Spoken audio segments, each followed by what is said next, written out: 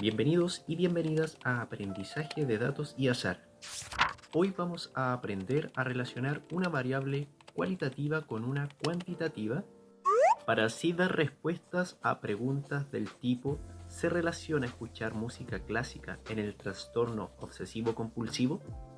Mediante el uso de Google Sheets. Las herramientas que vamos a aprender son tabla con estadísticos descriptivos por grupo, gráfico de barra y cómo estimarlos en la hoja de cálculo. Para ello, vamos a utilizar un ejemplo real de una encuesta donde se preguntó por hábitos musicales y salud mental. Entre las preguntas que se hicieron en la encuesta estaba: ¿con qué frecuencia escucha música clásica? Donde las posibles respuestas eran nunca, raramente, a veces y muy frecuentemente. Y estaba la pregunta respecto a la autopercepción de trastorno obsesivo-compulsivo, donde las posibles respuestas eran numéricas de 0 a 10. Los resultados de la encuesta se registraron en una base de datos, en donde cada fila contiene la respuesta de un individuo a la encuesta y cada columna representa una variable. Nuestras variables de interés son frecuencia clásica, la cual es cualitativa, dadas las posibles respuestas, y TOC autodeclarado, la cual es cuantitativa, ya que sus posibles valores son numéricos. Ahora, ¿cómo relacionar estas variables cualitativa y cuantitativa? Para dar respuesta a si finalmente se relaciona la frecuencia con que se escucha música clásica con el trastorno obsesivo-compulsivo. Primero, tenemos la tabla con estadísticos descriptivos por grupo.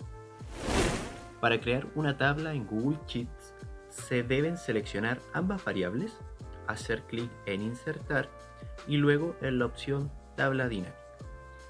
En la pestaña emergente, escoger la opción Hoja actual, seleccionar una celda cualquiera, hacer clic en Aceptar y finalmente en Crear. Seguidamente, se arrastra la variable frecuencia clásica a filas y la variable TOC a valores, donde se generará un resumen de TOC autodeclarado por categoría.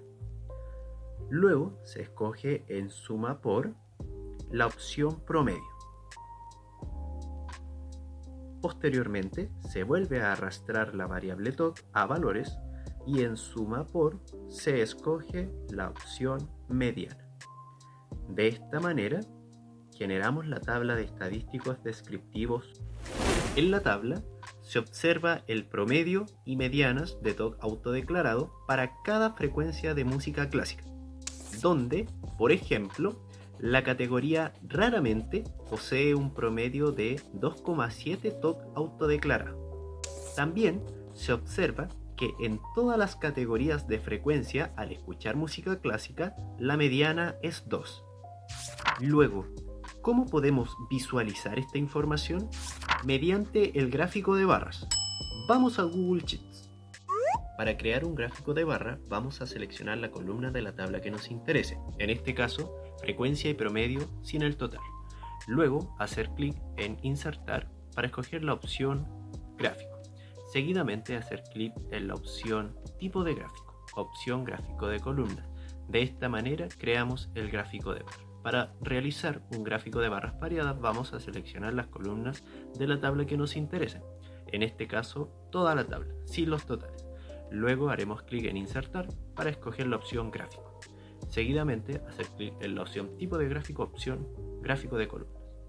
Finalmente, en la opción Personalizar, se puede modificar el nombre de cada eje del gráfico.